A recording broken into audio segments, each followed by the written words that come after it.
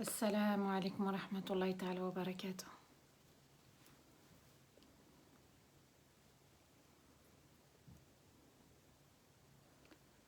وعليكم السلام ورحمة الله تعالى وبركاته.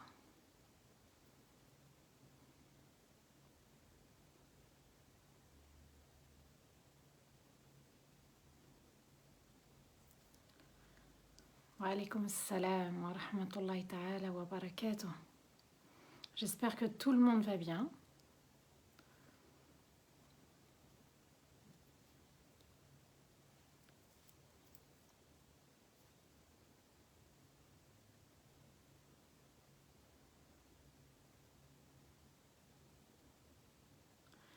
Wa alaykoum salam wa rahmatullahi ta'ala wa barakatuh. Merci Carole pour ton petit message. Merci.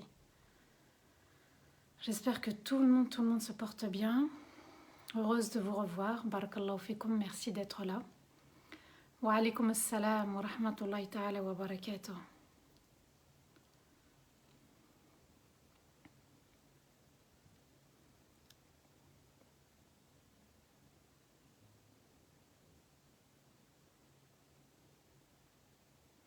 Oui, alhamdulillah, je vais bien, Véronique. Merci, barakallahu fik. Et merci à vous tous. Alhamdulillah, je vais bien. Merci beaucoup.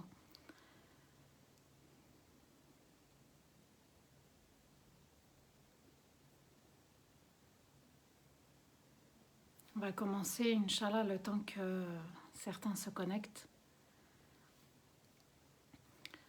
أعوذ بالله من الشيطان الرجيم بسم الله الرحمن الرحيم إن الحمد لله نحمده ونستعينه ونستغفره ونستهديه ونعوذ بالله من شرور أنفسنا ومن سيئات أعمالنا من يهدي الله فلا مضل له ومن يضلل فلن تجد له وليا مرشدا وأشهد أن لا إله إلا الله وحده لا شريك له وأشهد أن محمدا عبده ورسوله بلغ الرسالة وأدى الأمانة ونصح الأمة وجاهد في الله حق جهاده حتى أتاه اليقين. اللهم صل وسلم على سيدنا محمد في الأولين وصل وسلم على سيدنا محمد في الآخرين وصل وسلم على سيدنا محمد في الملأ الأعلى إلى يوم الدين. رب اشرح لي صدري ويسر لي أمري واحلل عقدة من لساني يفقهوا قولي. ربنا لا تؤاخذنا إن نسينا واخطأنا ربنا ولا تحمل علينا إصرا كما حملته على الذين من قبلنا ربنا ولا تحملنا ما لا طاقة لنا به واعف عنا واغفر لنا وارحمنا أنت مولانا فانصرنا على القوم الكافرين أنت مولانا فانصرنا على القوم الكافرين أنت مولانا فانصرنا على القوم الكافرين آمين اللهم آمين يا رب العالمين. Mes chers frères, mes chères sœurs et mes chers enfants, assalamu alaikum wa rahmatullahi ta'ala wa barakatuh. J'espère que tout le monde se porte bien, j'espère que tout le monde va bien et j'espère que tout le monde est motivé pour continuer en ce jour béni, en ce jour de vendredi, un jour qu'Allah a choisi pour notre communauté. Et en ce jour, continuer à travers le Coran et méditer les enseignements qu'Allah a révélés. Et si vous saviez, subhanallah, la valeur du Coran, c'est une valeur inestimée. On ne peut pas même estimer la valeur de ce Coran, tellement il est pur, il est puissant par ses paroles, puisqu'Allah l'a révélé. On va voir ensemble aujourd'hui une sourate particulière. Vous allez voir, subhanallah, elles sont toutes particulières, mais celle-ci, quand on rentre dans le tafsir de ces versets, subhanallah, eh bien c'est là où on médite un autre aspect de la grandeur d'Allah, la beauté d'Allah, la beauté de ce Coran, la beauté de Jibril, la beauté de Muhammad sallallahu alayhi wa sallam. Une sourate, vous allez voir, subhanallah, très particulière, entre ce qui est faux et entre ce qui est vrai, entre ce qu'il faut suivre et ce qu'il ne faut pas suivre. Et vous allez voir, subhanallah, qu'encore une fois, Allah s'adresse à nous tous et il nous dit juste rapproche-toi de la merveille de ce Coran, rentre dans l'océan et admire la beauté des fonds marins. C'est ce qu'Allah Azza wa Jal nous appelle à faire dans cette sourate, la sourate des étoiles. Et aujourd'hui, subhanallah, on va étudier sur le An-Najm, la sourate des étoiles. Dans l'islam, dans notre religion, les étoiles ont différents sens. On va le voir, Inch'Allah. Mais il faut savoir, subhanallah, qu'il y a différents sens à Najm. Il y a l'étoile qui brille dans le ciel, mais il y a d'autres étoiles, subhanallah, qu'Allah a appelées Najm. Et on va le voir, évidemment. Surat An-Najm, c'est la 53e sourate du Coran, avec bien sûr 62 versets. et pas 61, pas 60 ou pas 63 ni 65. Allah a choisi 62 versets révélés dans la ville de la Mecque. Et oui, puisque c'est une sourate qui va s'adresser aussi aux Qurayshites, aux notables, à ces fameux notables de la Mecque, ceux qui contestaient le message d'Allah, ceux qui refusaient le message d'Allah, alors qu'il était écrit dans leur langue, la langue arabe. C'est une langue où ils ont bien compris que la langue du Coran, même si c'était en arabe, c'était quelque chose d'exceptionnel. Ils n'ont jamais vu de pareil, jamais entendu de pareil, jamais lu de pareil, alors qu'ils étaient, subhanallah, les experts dans la poésie. Aujourd'hui, on va étudier et méditer 18 versets sur les 62. Et oui, 18 versets, vous allez voir, ce sont des versets très courts. C'est pour ça qu'il y a 18 versets, contrairement à ce qu'on étudiait ensemble, 4, 5 versets. Subhanallah, ici, aujourd'hui, ça va changer. Et vous allez voir, subhanallah, comment Allah Azza wa Jal nous révèle cette sourate et va faire, subhanallah, l'éloge de Jibril, l'éloge du prophète, alayhi salatu wassalam.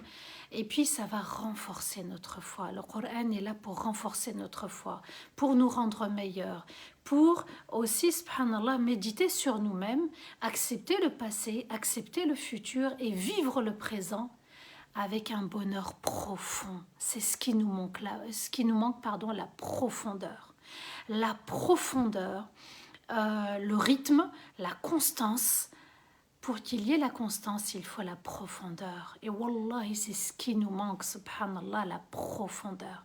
Quand on découvre les merveilles, quand on ressent les merveilles, quand on vit les merveilles, on a envie que ça continue. Pourquoi on a envie, subhanallah, qu'un bon dessert continue? Parce qu'on est allé dans la profondeur. On a mangé, on a goûté tellement le goût était profond, était bon. Oui, subhanallah, et bien aujourd'hui, on va aussi goûter à cette sourate. Surat al-Najm, les étoiles, subhanallah, c'est Allah quand il dit les étoiles, c'est pas qu'une étoile. Les étoiles, c'est, subhanallah, la particularité de la langue arabe. C'est une catégorie, donc on dit al-Najm, les étoiles. Surat al-Najm, c'est l'une des premières sourates mécoises. Une des premières sourates révélées à la Mecque, dans la ville de la Mecque. Cette ville, subhanallah, qu'on est en train d'étudier le mercredi soir, avec l'histoire d'Ibrahim alayhi salam. On a vu mercredi l'histoire d'Ibrahim avec Hajar et Ismaïl jusqu'à ce qu'il devait sacrifier son fils. Et puis, subhanallah, elle a été révélée, cette sourate, juste après Surat al-Ikhlas. Qul huwallahu ahad.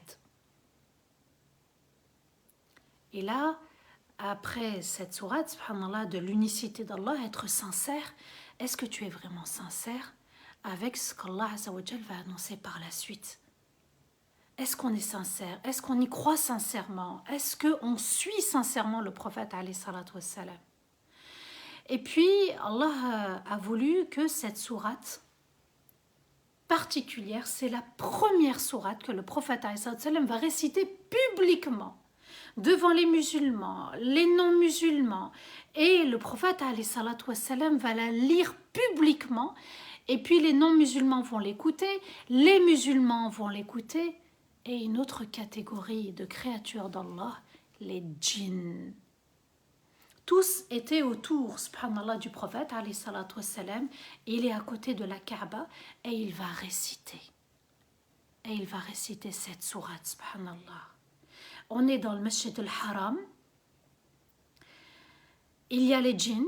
Il y a les êtres humains, il y a à la fois les musulmans et les non-musulmans, et vont se prosterner, tous ceux qui écoutent la sourate, à la fin de cette sourate. C'est vous dire la particularité de cette sourate, mais on va revenir à ce sujoud. Donc tous se prosternent, djinns et êtres humains, musulmans et non-musulmans. D'ailleurs, même le prophète va se prosterner parce qu'on verra quel est le dernier verset de cette sourate. Sauf 2 personnes. Il y en a un parce qu'il n'a pas pu à cause de son poids. Et c'était Umayy ibn Khalaf. Lui, il a pris du sable et il l'a posé sur son front. Et bien sûr, Abu Lahab, la tête pensante des hypocrites, la tête pensante de ceux qui ont renié Allah, Abu Lahab, avec son orgueil. bien sûr, on ne se prosterne pas. Alors cette information, subhanallah, que tous se sont prosternés, va se propager sur terre et elle va arriver même en Abyssinie, en Éthiopie, là où étaient les compagnons lorsqu'ils ont fait la première hijra, quand le prophète a ordonné de se réfugier auprès d'un roi qui était juste, le roi d'Éthiopie, Al-Najashi le Négus. Donc vous voyez, la première hijra, ce n'est pas la Mecque vers Médine, c'était la Mecque vers l'Éthiopie. C'était la première hijra, mais bien sûr sans le prophète alayhi salatu wassalam. Pourquoi il leur avait, petite parenthèse, pourquoi il leur avait demandé d'y aller? Parce que le roi était juste. Non musulman, mais juste. Voyez, alors tous ceux qui rejettent les non-musulmans, c'est un message fort. Il leur a dit d'aller chez les non-musulmans, ils étaient chrétiens, parce le roi, parce qu'il était juste. Alors si il leur a dit d'aller chez les justes, qu'en est-il de nous? On doit être juste, subhanallah, juste envers nos parents, nos enfants, envers nous-mêmes, envers Allah, envers la communauté, envers les créatures. Il faut à chaque fois être juste, au bon endroit, avec la bonne parole. Il faut dire ce qu'il faut dire et ne pas faire ce qu'il faut faire. Et faire bien sûr ce qu'il faut faire. Donc, lorsque les musulmans ont appris cette nouvelle en Abyssinie, en Éthiopie, ils reviennent. Ils décident de revenir parce qu'ils pensaient qu'en fait les Qurayshites s'étaient soumis à Allah. Et ça n'était pas le cas, bien sûr, subhanallah, puisque les non-musulmans, les Qurayshites, se sont prosternés, non pas pour Allah, mais vous allez voir, subhanallah, on verra demain, Inch'Allah, pour leur statut Al-Lat ou Al-Uzza. Pourquoi? Il n'y a que dans cette sourate, sourate Al-Najm, où Allah va parler de leur statut. Al-Lat ou Al-Uzza. Ça, on le verra demain, Inch'Allah. C'est comme ça qu'ils se sont prosternés. Encore une fois, ils se sont prosternés et Allah nous rappelle ce fait à travers le Coran en nous disant, subhanallah, ils se sont rebellés jusqu'à la fin. Cette sourate a été récitée publiquement.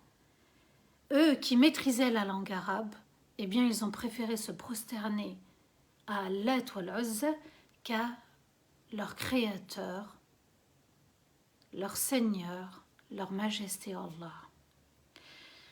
Et bien sûr, cette sourate, subhanallah, va nous parler de ce qui s'est passé, comment ils ont démenti le prophète, alayhi salatu wassalam, et Allah va débuter cette magnifique sourate en jurant. Et Allah Azza wa Jal va nous parler de Najm, c'est comme ça qu'elle va commencer, qu'elle va débuter cette sourate. بعد أعوذ بالله من الشيطان الرجيم بسم الله الرحمن الرحيم والنجم إذا هوى. Najama veut dire zahara, c'est-à-dire apparaître. Donc, Allah jure par les étoiles lorsqu'elles tombent et lorsqu'elles descendent. Ici, Allah Azza wa Jal nous parle de l'étoile, des étoiles lorsqu'elles tombent et lorsqu'elles descendent. Ça veut dire quoi? Le premier sens de An-Najm, les savants ont expliqué, subhanallah, qu'il s'agissait de la planète Vénus.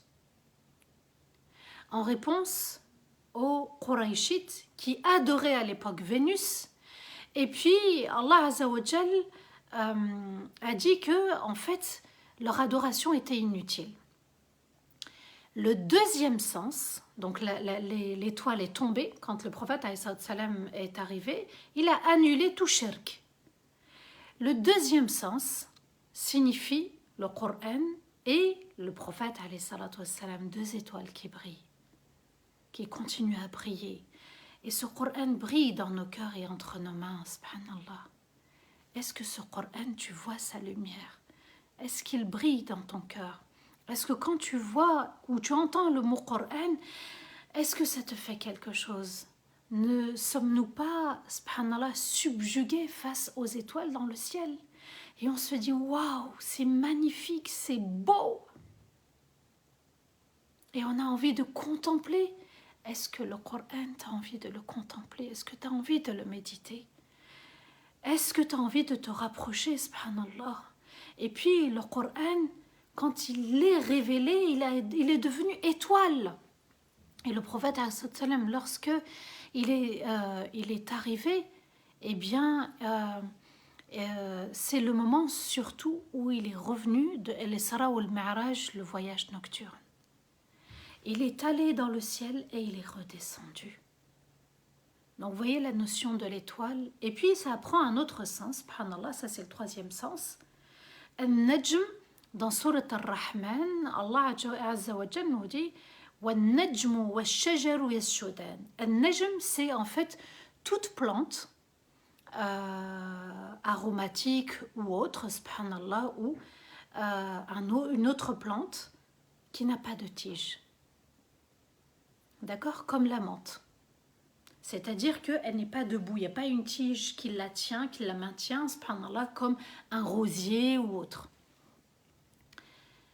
Et Allah Azza wa Jal va révéler la suite. Ma dalla sahibukum wa ma gawa, le verset 2. Wa ma yantiqu anil hawa, le verset 3. In huwa illa wahyun yuha, le verset 4. Votre compagnon ne s'est jamais égaré du droit chemin et n'a jamais dit des paroles insignifiantes ou avec ignorance, et n'a jamais rien prononcé par pur plaisir ou avec son ego. Et tout ce qu'il a dit n'est que pure révélation qu'on lui révèle très rapidement. Ici, Allah Azza wa Jal, il nous parle de ce Coran et on doit vraiment comprendre que Allah Azza wa Jal parle aux Qurayshites et lorsqu'il leur dit Ma dalla sahibukum, votre compagnon. Pourquoi Allah choisit le mot compagnon? Tout simplement, c'est que de zéro, depuis la naissance du prophète jusqu'à ses 40 ans, il a vécu avec eux. Il a grandi parmi eux. Et c'est même eux qui l'ont appelé As-Sadiq al-Amin, le véridique et le digne de confiance. C'est eux qui l'ont appelé ainsi. Et dans l'expression d'Allah, votre compagnon, Allah voulait leur dire, vous le connaissiez. Ce n'était pas un étranger, il n'est pas venu de nulle part. 40 ans parmi vous, 40 ans avec vous. Et puis, vous connaissiez ses qualités, vous saviez comment il était. Et aujourd'hui, vous osez vous détourner. Votre compagnon, Allah leur dit, ne s'est jamais égaré du droit chemin. Et Allah jure par les étoiles lorsqu'elles brillent, lorsqu'elles tombent et descendent. À ce moment-là, subhanallah. Et Allah jure qu'il ne s'est jamais égaré du droit chemin. Nous, on peut s'égarer sans le savoir ou parfois en le sachant. Mais le prophète ne s'est jamais égaré. Il ne s'est jamais égaré, Allah le dit. Et n'a jamais dit de paroles insignifiantes qui n'ont pas de sens ou bien dites par pure ignorance. Comme si Allah voulait nous dire ces paroles n'ont jamais été fausses. Ce qu'il vous a révélé du Coran, ce qu'il vous a dit dans les hadiths, c'est pur et vrai et purement la révélation d'Allah. Là aussi, on doit se connecter, nous les musulmans, au hadith et de prendre comme référence le prophète alayhi salatu wassalam, et d'arrêter de prendre des références pour lesquelles on va s'éloigner d'Allah. Ces fameux followers qui suivent des personnes, subhanallah, notre référence n'est qu'Allah et son messager. Et n'a jamais rien prononcé par plaisir ou par ego. Il n'a pas agi avec son ego. Tiens, j'ai envie de dire ça. Tiens, ça me plaît, je vais le dire. Et nous, aujourd'hui, malheureusement, on va agir avec notre ego. On va déformer le Coran. On va inventer des choses au sujet du Coran. Moi, je reçois la révélation. Moi, je comprends comme ça. Et il est important, subhanallah, de bien retenir que nos sources, c'est le Coran et la Sunna. Et puis nous avons aussi les avis des savants qui ont comme référence, par exemple, l'avis des compagnons, et ils vont faire un effort. Mais eux, subhanallah, ils ont suivi des shuyukh, ils ont été encadrés. Et Allah ajoute, et tout ce qu'il a dit n'est que pure révélation, et tout ce qu'il dit n'est que pure révélation qu'on lui révèle très rapidement. Al-Iha, al-Wahi, signifie al-Ilqa bi-sur'a, c'est-à-dire qu'on révèle rapidement. Donc, quand le prophète prononce un hadith, sa parole à lui, où il agit par pure révélation d'Allah. Il n'a rien inventé. C'est la preuve que la sunna, eh bien, n'est que pure révélation d'Allah. Et que ça n'est pas le point de vue du prophète, alayhi salatu wassalam. Alors, ça ne mérite pas de s'attacher au Coran et à la sunna, la tradition prophétique, sallallahu alayhi wa sallam. Quand il lit Surat al-Kahf, on lit Surat al-Kahf. Quand on fait Salat al-Nabi, on fait Salat al-Nabi. Quand il suit le cortège, on suit le cortège. Quand quelqu'un éternue et dit Alhamdulillah, on dit Yarhamukallah. Quand il s'occupait avec beaucoup de rahma de sa famille, on s'occupe et on prend soin de sa famille. Vous voyez, subhanallah, tout ce qu'il faisait, on doit le faire. Mais nous, on a pris pour référence les autres. Ouais, mais les autres, ils font ça. Ouais, mais les autres, ils font pas ça. Oui, mais il n'y a que moi. On doit revenir à ce qu'Allah nous a révélé. C'est plus pur pour notre cœur. Ensuite, Allah ajoute dans le verset 5, « Allamahu shadidul quwa » c'est uniquement la grande force qui lui a enseigné. C'est-à-dire, c'est uniquement Jibril, avec la force qu'Allah lui a donnée, qui lui a enseigné ce Coran. Ce Coran, il n'a pas été inventé par Muhammad sallallahu alayhi wa sallam. Donc le verset du voile, et j'insiste parce que j'ai de plus en plus de messages là-dessus, cessons de trouver le pourquoi du comment, le comment du pourquoi. Et pourquoi et comment. Les savants nous ont dit, fard, c'est un fard. Quand est-ce qu'on se soumet sans contester? Allah a été très clair. Les savants ont été très clairs. On a expliqué, réexpliqué, c'est un fard. Point final. Maintenant, ceux qui veulent suivre leur ego, ceux qui ont des raisons autres pour s'éloigner du voile, on leur répond, lakum dinukum waliyadin. Vous avez votre religion et j'ai la mienne. C'est-à-dire, vous avez votre façon de voir, de faire, et j'ai la mienne. Sans aucun jugement, sans aucune prétention. Il faut accepter les autres comme ils sont. Tout simplement. On ne cherche pas à se justifier et on ne cherche pas, subhanallah, à avoir raison. C'est le Coran qui l'emporte et qui a raison. Allah nous dit que Jibril était d'une force. Laquelle? Il avait 3 forces. C'est-à-dire la science, il avait la science, c'est-à-dire la compréhension du Coran, et avec l'apprentissage, il le connaissait. Et puis, il avait la force aussi corporelle. 600 ailes, la vitesse, la rapidité. Et il avait une autre force, al-aman. Ni il n'a diminué du Coran, ni il a ajouté quelque chose au Coran, il a confié au prophète exactement, mot pour mot, les paroles d'Allah. Comme on lui a confié, il a confié. Donc la force de la science, l'apprentissage et la compréhension, la force corporelle et physique, enfin on va dire corporelle plutôt que physique parce que nous c'est physique, corporelle de Jibril, sa forme angélique avec ses 600 ailes et subhanallah la rapidité.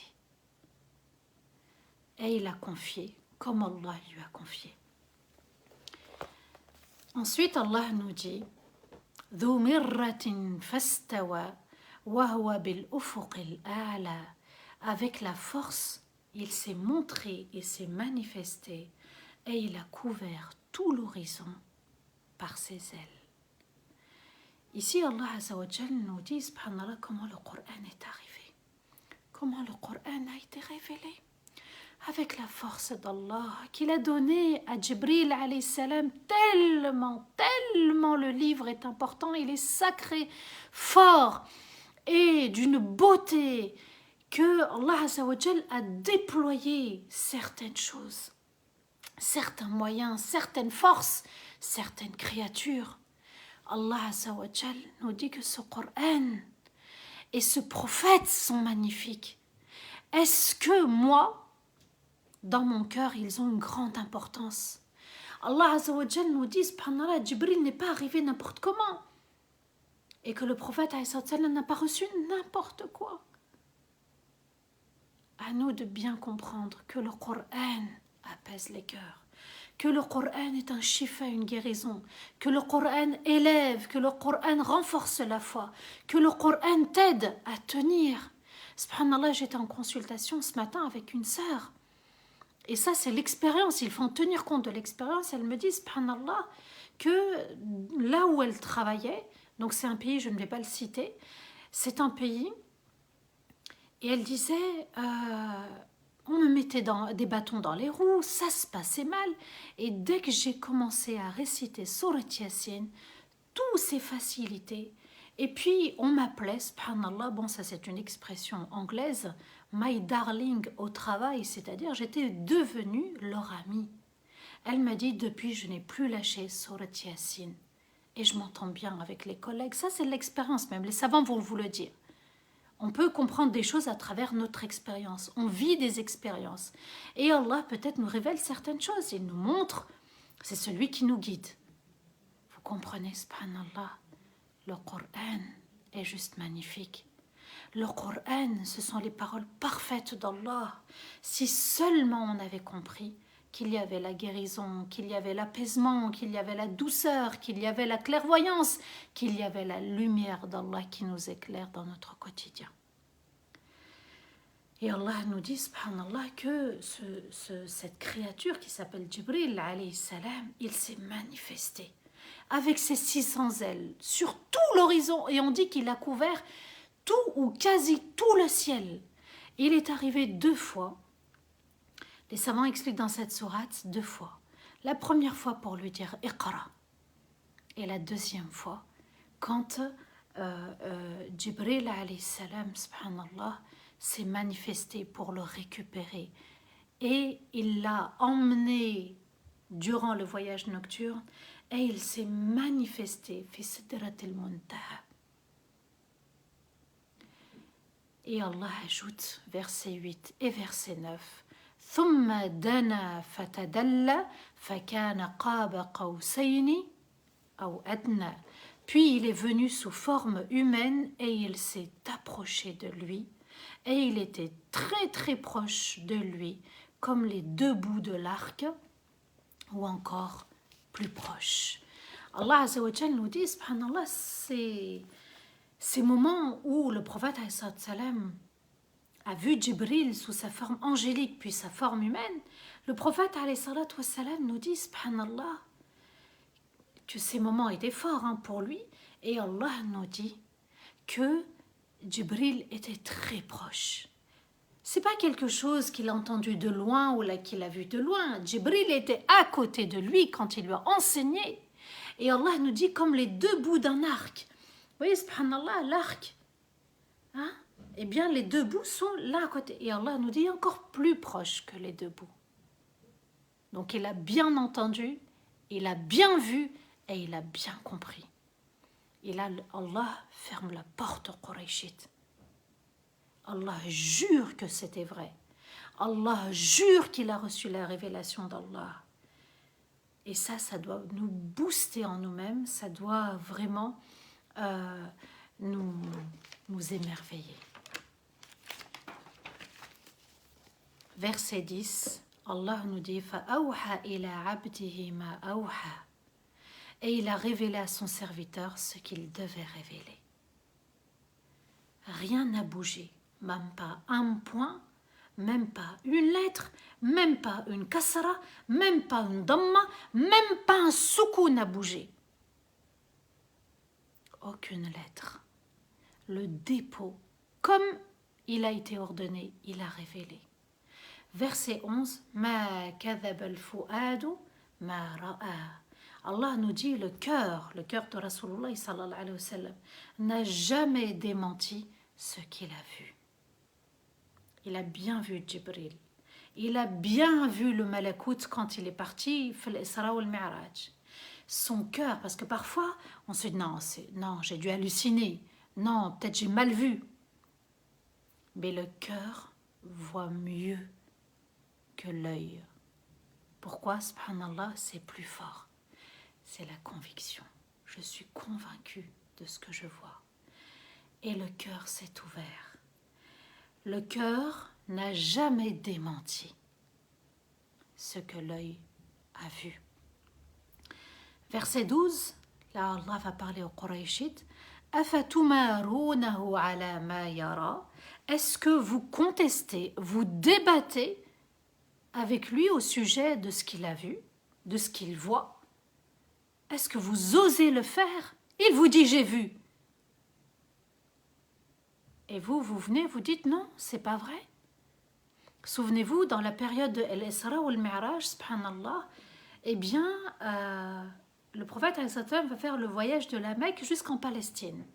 C'est vrai, subhanallah, que ça met 1 mois pour parvenir de la Mecque en Palestine. On met 1 mois de voyage à dos de chameau. Le prophète a fait ça en quelques heures, en quelques temps. C'était même pas toute la nuit. Est-ce que vous contestez? Est-ce que vous débattez? Est-ce que vous polémiquez avec lui au sujet de ce qu'il vous dit? J'ai vu. Et Allah répond, et Allah ajoute, verset 13, et il lui a fait voir une deuxième fois, une deuxième manifestation sous sa forme véritable, sous sa forme angélique. Ça n'est pas la première fois que le prophète voyait Jibril. Allah nous dit nazlatan ukhra, une deuxième fois, le prophète a bien vu Jibril. Et il a vu ce qu'il a vu. Même si ça ne vous plaît pas, même si ça ne vous convient pas, même si ça vous dérange, c'est la vérité. Et Allah a juré. Et Allah ajoute que le prophète a vu où Jibril, verset 14, عند سدرة المنتهى, près de la dernière limite du lotus, la dernière limite de l'univers. À ce moment-là, le prophète eh bien, il était le seul à franchir cette limite.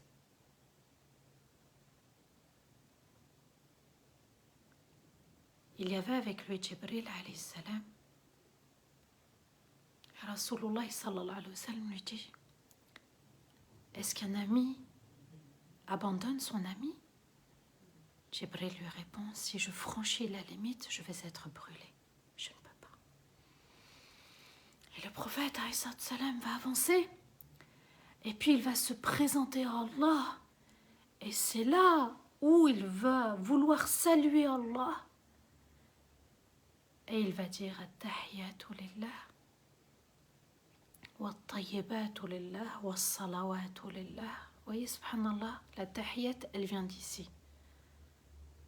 Il y a différentes formules, je vous rassure, à la tahiyyat. Et c'est comme ça qu'Allah va lui répondre Assalamu alayka ayyuhan nabi. Et le prophète salam va répondre Assalamu alayna wa ala ibadillahi as-salihin. Et Jibril va dire Ashhadu an la ilaha illallah wa ashhadu anna Muhammadan Rasulullah sallallahu alayhi wa sallam. Et par la suite, tous les anges vont dire Allahumma salli ala Muhammadin wa ala ali Muhammad kama sallayta ala Ibrahim wa ala ali Ibrahim wa barik ala Muhammadin wa ala ali Muhammad kama barakta ala Ibrahim wa ala ali Ibrahim fil alamin innaka hamidun majid. Vous voyez, notre station, quand on est dans la tahiyyat, pensez à ce moment fort avec Allah. Et saluez Allah avant de quitter la salat. At-tahiyyatu lillah, wat-tayyibat, was-salawat. Allah Azza wa Jal nous fait vivre l'Isra ou le Mi'raj à chaque prière, à chaque nafila aussi. Et Allah nous dit, عند سدرة المنتهى, près de la dernière limite du lotus. C'est là où il a vu Jibril sous sa grande forme et sa forme angélique. Et Allah ajoute versets 15 et 16, عندها جنة المأوى إذ يغشى السدرة ما يغشى. Où se trouve le paradis? Ma'wa, c'est là où il l'a vu.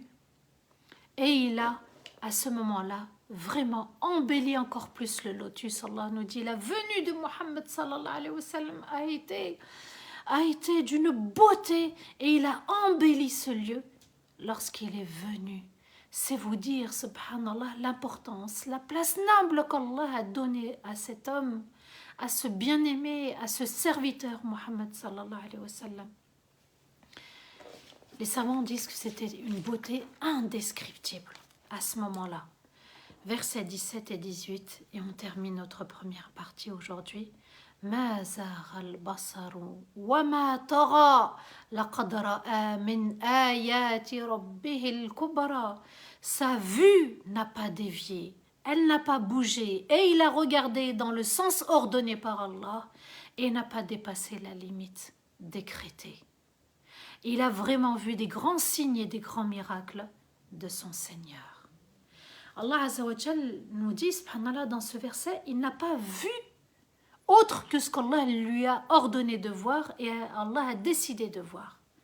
Et d'ailleurs, dans un hadith où il parle à Aïcha, radiallahu anha, qui va lui poser la question, est-ce que tu as vu ton Seigneur? Il va lui dire non, je ne l'ai pas vu. Il a échangé avec Allah, mais il ne l'a pas vu. Sa vue n'a pas dévié. Il n'a pas vu n'importe quoi. Il a vu ce qu'Allah a voulu qu'il voie et n'a pas dépassé la limite décrétée. Regardez comment Allah nous donne les choses, les informations avec précision.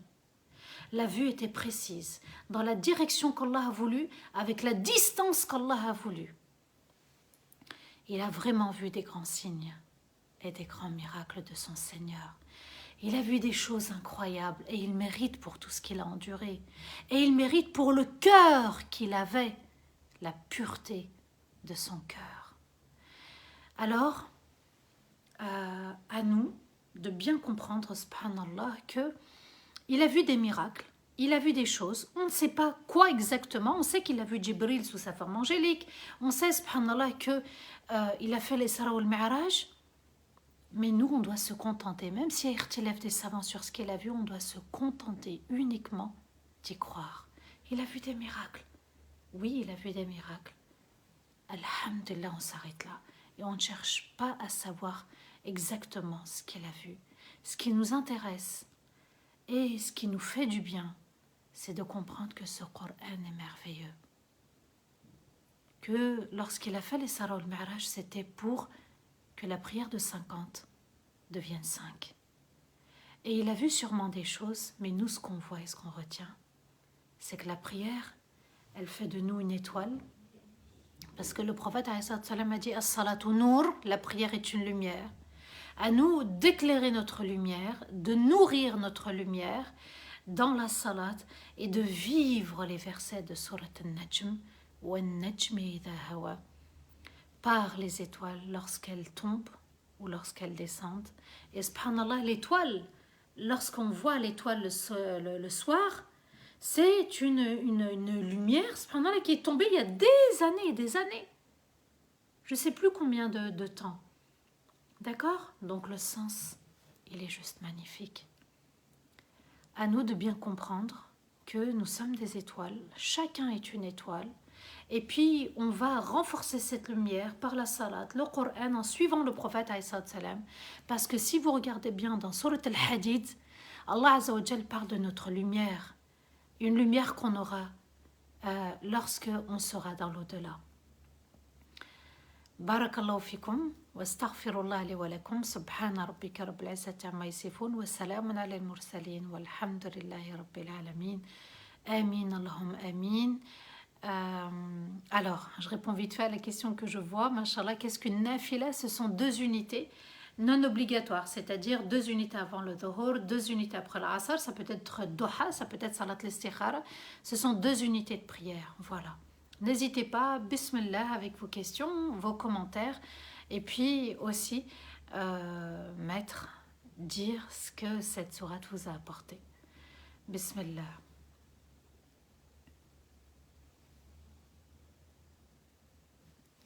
Inch'Allah. Alors,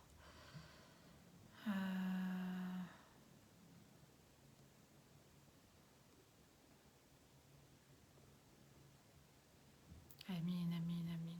Merci, je viens d'apprendre aujourd'hui, grâce à toi, d'où vient la tahiyyat.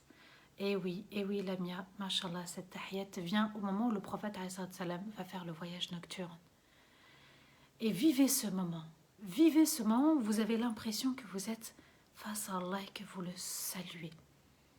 C'est vraiment important, subhanallah, de vivre ces moments magiques, magnifiques qu'Allah nous accorde.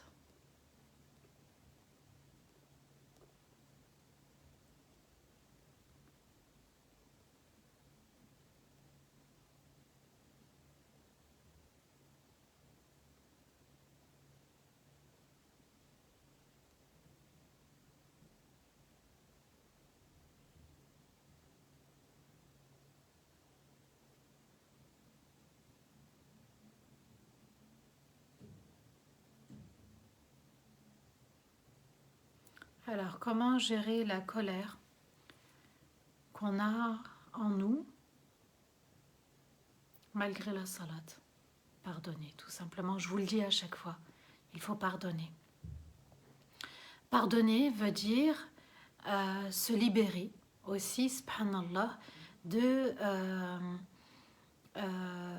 soit des blessures que les autres ont causées, et puis se pardonner pour arrêter de s'auto-punir. J'ai le droit de faire des erreurs, il faut que je me pardonne à moi d'abord pour pouvoir aussi pardonner aux autres. Il faut absolument pardonner les erreurs des autres, c'est très important. Les autres ont le droit de faire des erreurs, ils ont le droit de se tromper. Et puis de se dire une chose, la personne s'est mal comportée tout simplement. Arrêtons de dire « il m'a détruit, elle m'a détruite », il s'est payé ma tête, etc. Arrêtons de dire des paroles qui font mal. On se dit qu'Allah lui pardonne, je lui pardonne pour Allah tout simplement, mais nous on veut tenir rigueur toujours aux autres, au passé, on revient sur le passé, on se noie et puis on va appeler les gens, regarde ce qu'il m'a fait, ce qu'elle m'a dit. Et puis tous les jours on est au téléphone avec un tel, et on raconte et on parle et on se noie et on nourrit la colère. Alors, comment bien comprendre le Coran en venant en live pour méditer les sourates? Alors, mashallah, je n'ai jamais eu le tafsir de cette belle sourate qui m'a donné beaucoup de frissons. Hafida, Allah yahfadki yamin, qu'Allah te protège, orti, barakallahu fik. Alors, barakallahu fik pour l'explication de la tahiyyat, magnifique, et ma prière changera maintenant. Amin, amin, amin, on sent la détermination.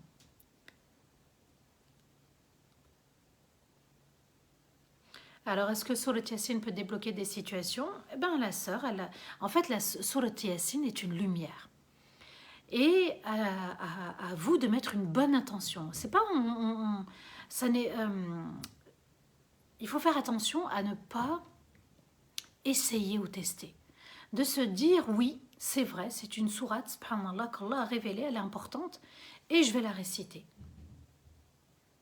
Moi, je sais que c'est son retour, et depuis sa femme me dit, ça fait 1 mois que je lis cette sourate tous les jours.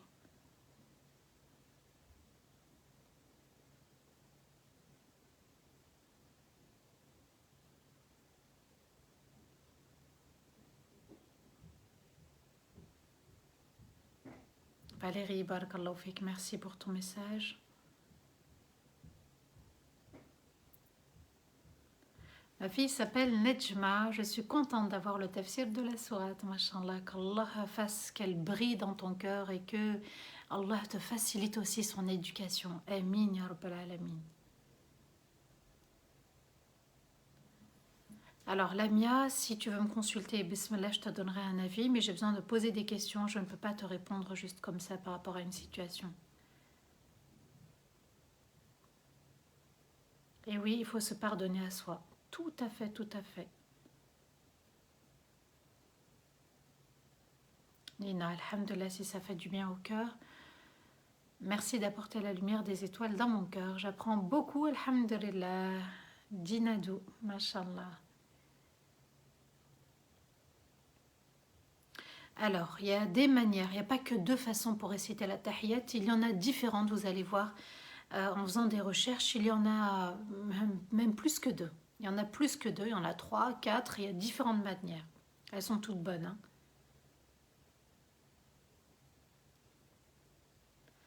Ma fille est en train de pleurer. Aminata, si tu termines, tu parles avec lui. Non, j'ai pas compris, subhanallah. Alors, Aminata, salam alaikum, 7 ans. Mashallah. Alhamdulillah, barakallahu fik Shayma.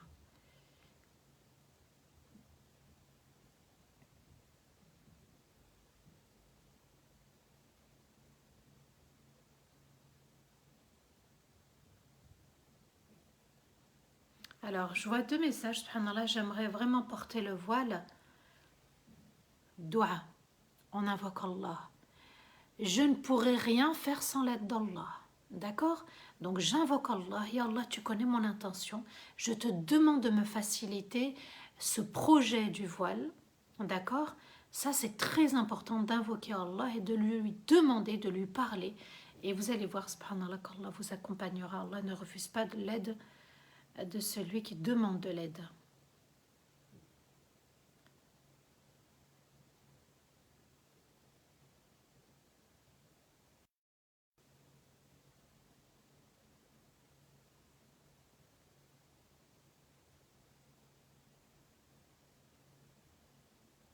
Barakallahu fik Fardaus. Merci. Il y en a qui ont lu la sourate, subhanallah, ce matin. Allez, on va faire dua, Inch'Allah, qu'Allah vous récompense infiniment. أعوذ بالله من الشيطان الرجيم بسم الله الرحمن الرحيم اللهم صل وسلم على سيدنا محمد في الأولين وصل وسلم على سيدنا محمد في الآخرين وصل وسلم على سيدنا محمد في الملأ الأعلى إلى يوم الدين لا إله إلا الله الحليم الكريم سبحان الله رب العرش العظيم الحمد لله رب العالمين نسألك موجبات رحمتك وعزائم مغفرتك والغنيمة من كل بر والسلامة من كل إثم والفوز بالجنة والنجاة من النار لا تدع لنا ذنبا إلا غفرته ولا هما إلا فرجته ولا حاجة هي لك رضا إلا قضيتها يا أرحم الراحمين اللهم ربنا لا تؤاخذنا إن نسينا واخطأنا ربنا ولا تحمل علينا إصرا كما حملته على الذين من قبلنا ربنا ولا تحملنا ما لا طاقة لنا به واعف عنا واغفر لنا وارحمنا أنت مولانا فانصرنا على القوم الكافرين ربنا هب لنا من أزواجنا وذرياتنا قرة أعين واجعلنا للمتقين إماما اللهم ربنا لا تزغ قلوبنا بعد إذ هديتنا وهب لنا من لدنك رحمة إنك أنت الوهاب لا إله إلا أنت سبحانك ظلمنا أنفسنا وإن لم تغفر لنا وترحمنا لنكونن من الخاسرين اللهم يا ودود يا ودود يا ودود يا ذا العرش المجيد يا فعال لما تريد نسألك بعزك الذي لا يرام وبملكك الذي لا يضام وبنور وجهك الذي ملا أركان عرشك أن تجعل القرآن العظيم ربيع قلوبنا ونورا لصدورنا وذهابا لهمومنا وأحزاننا اللهم لا إله إلا أن تغفر لنا وتب علينا وسامحنا وزدنا ولا تنقصنا وأعطنا ولا تحرمنا ربنا ارحم والدينا ووالدي والدينا وجميع المسلمين الأحياء منهم الميتين اللهم من كان مريضا فاشفيه ومن كان ضالا فهديه ومن كان سائلا فأعطيه يا رب من كان سائلا فأعطيه يا رب من كان سائلا فأعطيه يا رب من كان عازبا فزوجه من كان طالبا فنجحه اللهم من كان مسجونا فاطلق سراحه ومن كان مديونا فسدد دينه يا رب العالمين اللهم ثبت أقدامنا على صراطك المستقيم يا رب ثبت أقدامنا على صراطك المستقيم يا رب ثبت قلوبنا على دينك وطاعتك ومحبتك اللهم اجعل من عبادك الصالحين يا رب أمتنا مسلمين والحقنا بالصالحين يا رب العالمين يا رب نحمدك حمدا يفوق حمد الحامدين وشكرا يفوق شكر الشاكرين. اللهم صل وسلم على سيدنا محمد في الأولين، وصل وسلم على سيدنا محمد في الآخرين، وصل وسلم على سيدنا محمد في الملأ الأعلى إلى يوم الدين. سبحان ربك رب العزة عما يصفون وسلام على المرسلين والحمد لله رب العالمين. آمين اللهم آمين. بارك الله فيكم. qu'Allah vous récompense infiniment. Et puis qu'Allah bénisse et ajoute lumière à votre lumière aujourd'hui et pour les autres jours. Amin ya rabbal alamin. Je vous souhaite vraiment le Firdaus al-A'la. À demain à 14h30 pour la deuxième partie. Barakallahu fikum fi amanillah wa assalamu alaikum wa rahmatullahi ta'ala wa barakatuh.